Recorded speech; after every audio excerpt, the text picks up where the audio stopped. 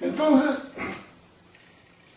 nosotros tenemos aquí un inducido, vamos a representarlo así, un inducido hace un campo,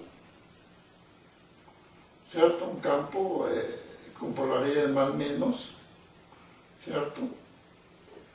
Que va a depender del sistema de excitación.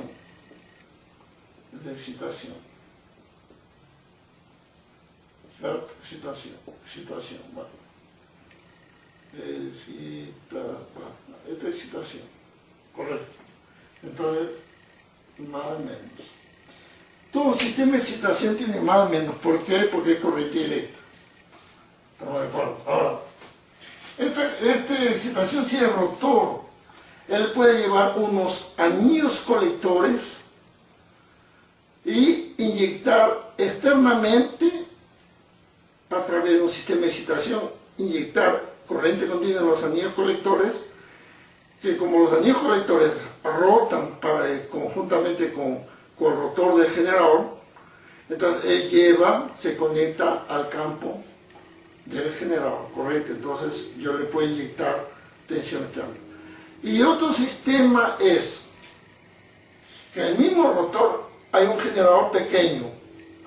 Ese generador pequeño, bueno, antiguamente ya eran en cuestiones de corriente directa, con colectores, todo. Ahorita no, ahorita se usa una excitatriz, digamos así, que yo le coloco un sistema trifásico, ¿no? Trifásico, con diodos en el rotor.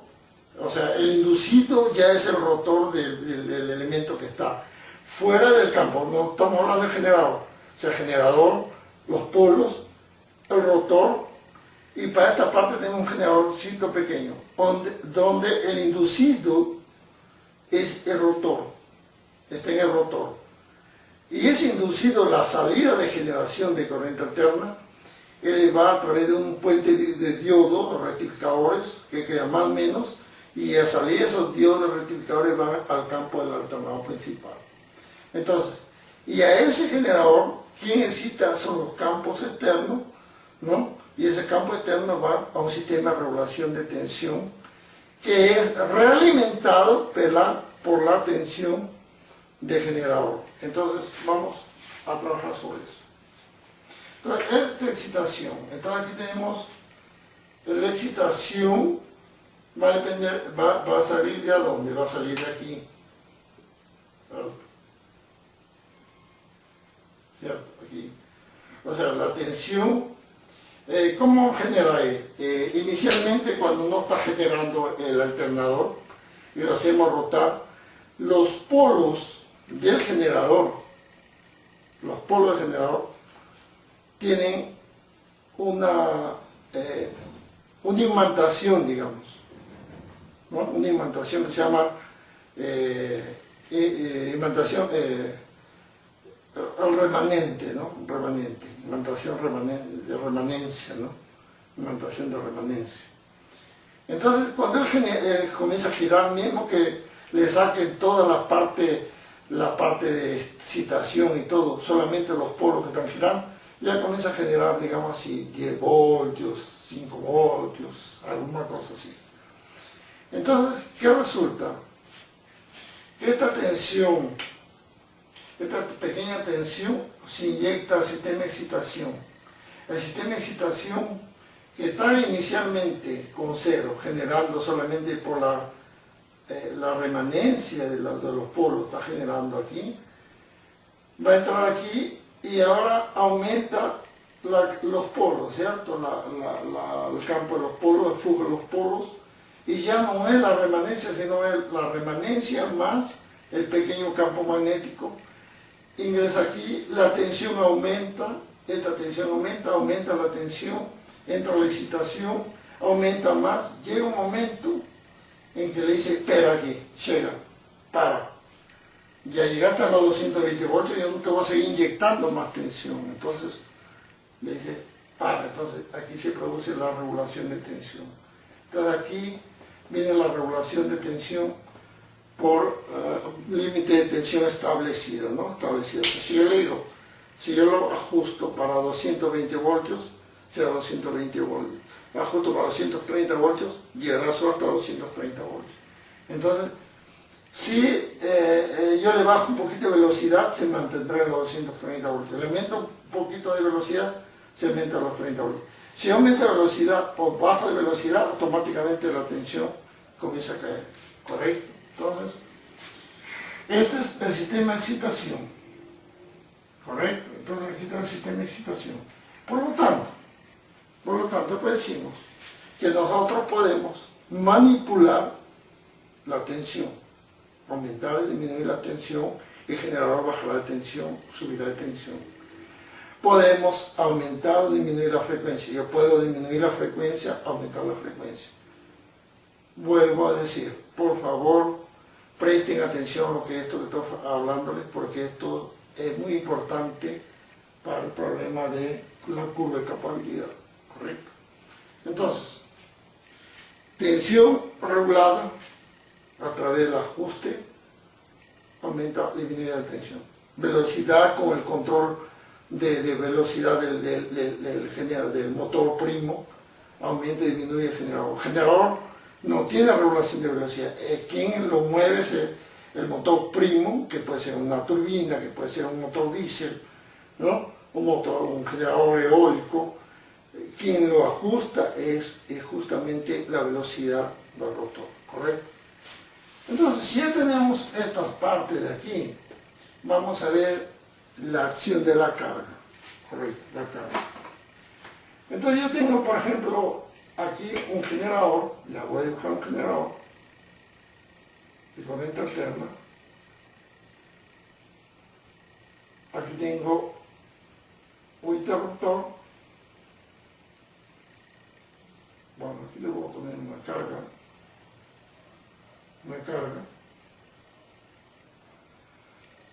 Vamos a ponerle una carga inductiva. Yo le voy a colocar un valor R igual a R más JL, más JXL, ¿verdad?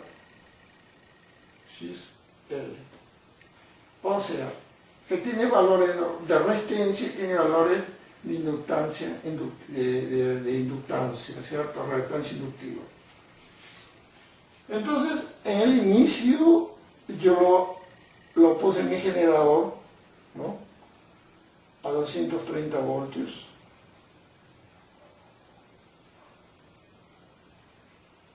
$60 Hz. ¿No? 60 Hz.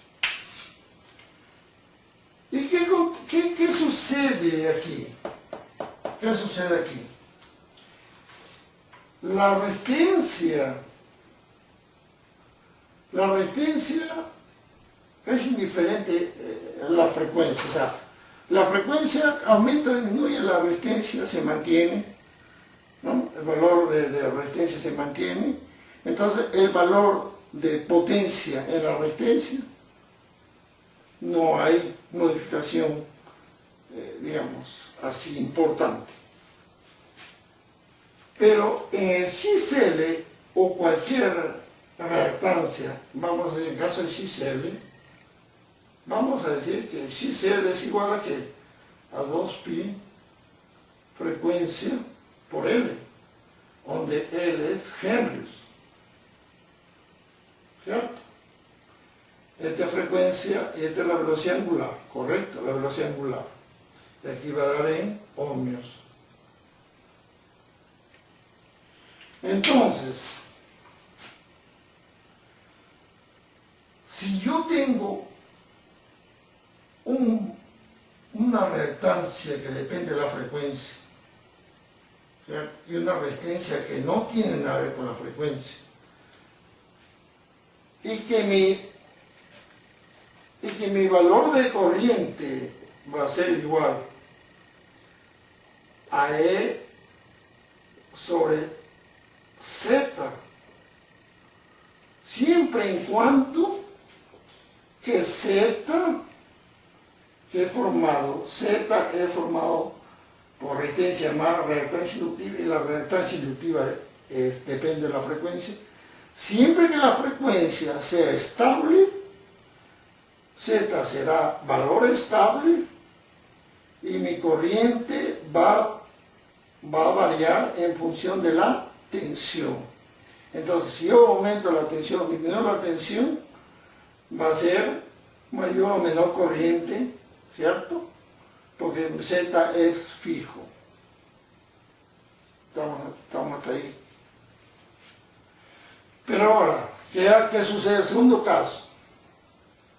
Si yo tengo mi corriente I con una tensión y una Z, donde yo no modifico mi tensión, pero modifico mi frecuencia. Entonces aquí tengo variación de voltaje.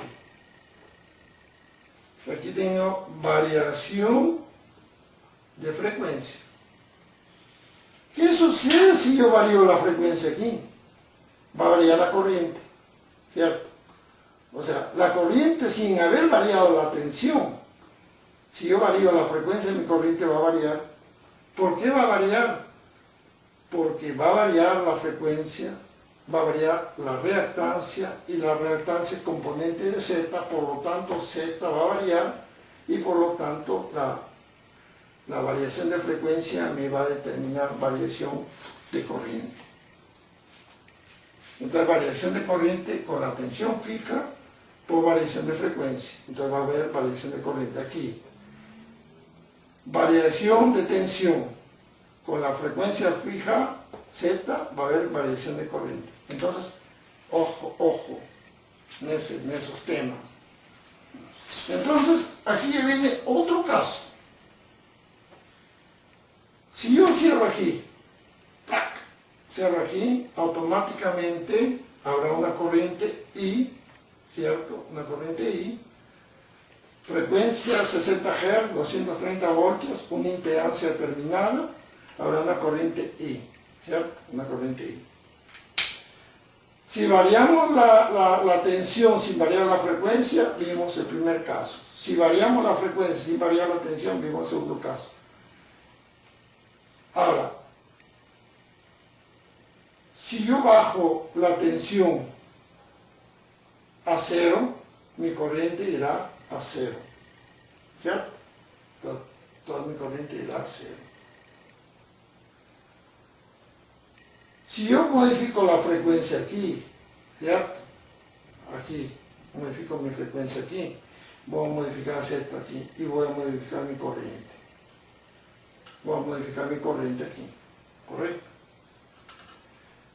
Si tenemos estos aspectos generales, ahora sí vamos a determinar, vamos a entrar ya a la parte de capabilidad, pero primero vamos a entender más o menos una idea general de la curva de capabilidad.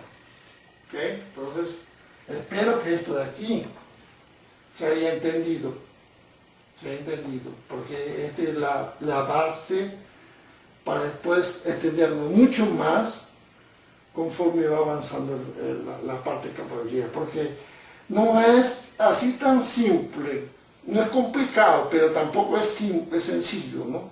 No es sencillo el entendimiento. ¿Okay? Entonces vamos a ver ahora la curva de capabilidad. Entendiendo ahora la curva de capabilidad, vamos a entenderlo primero también algo importante. Todo alternador expresa potencia, digamos así, en kVA, puede ser en MVA o en VA, en kilowatts, amperios y kiloamperios, eso básicamente eso. Hay frecuencia, ¿no? Frecuencia. Entonces, generalmente, por ejemplo, un generador de 1000 kVA, los kilowatts le dicen que son factor de potencia 0,8, todos son 800 kilovolts.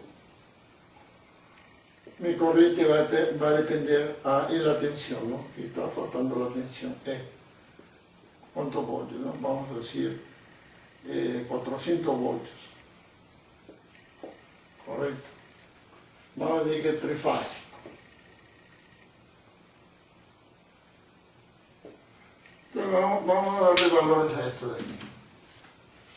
Por aquí sería 1000.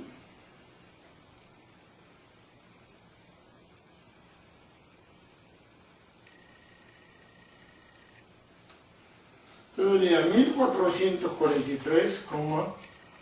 1443,4 amperes. Frecuencia 60 Hz. Entonces estos son los datos de generador. Los datos de generador. ¿Qué es lo que podemos entender ahí?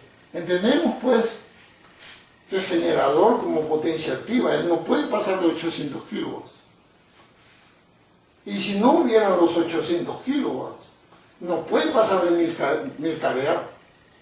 No es que el generador genera valores como estos, no. El generador es un sistema independiente, un sistema, digamos así, que el generador carga. El generador genera y va a sujetar la carga, ¿correcto? Entonces, aquí el factor de potencia para el generador es cos phi 0,8. ¿Cierto? ¿Qué quiere decir? Factores de potencia, digamos así, mayores a 0,8, o sea, tendiendo a 1, 800 kilowatts. Factores de potencia menores que 0,8, 0,7, 0,6, 1000 kVA. Vamos a poner los dos valores. Vamos a decir factor de potencia cos phi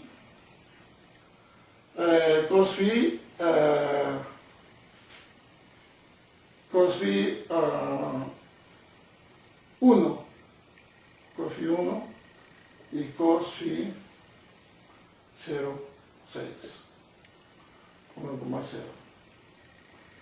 Entonces aquí, si fue cos phi 1,0, o sea 1, quiere decir, vamos a limitarnos a 800 kilowatts.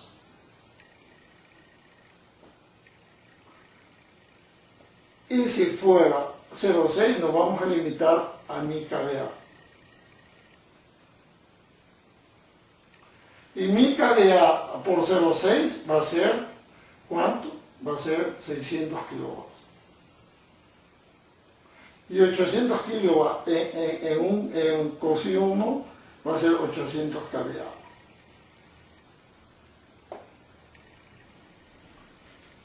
Entonces aquí viene la cuestión, ¿cierto? Entonces aquí tenemos 1000 kVA, 800 kilowatts. Cos phi 0,8. Cos phi 1, entonces 800 kilowatts, 800 kVA.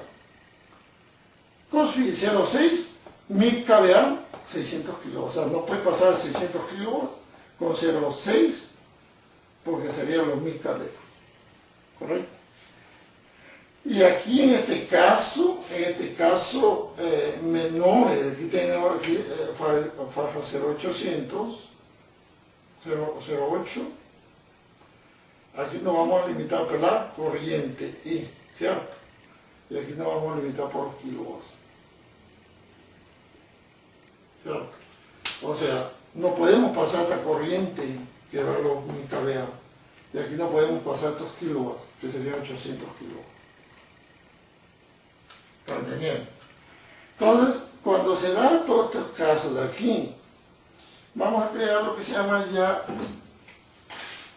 si se ha entendido esta parte, vamos a entender ya la parte de la curva.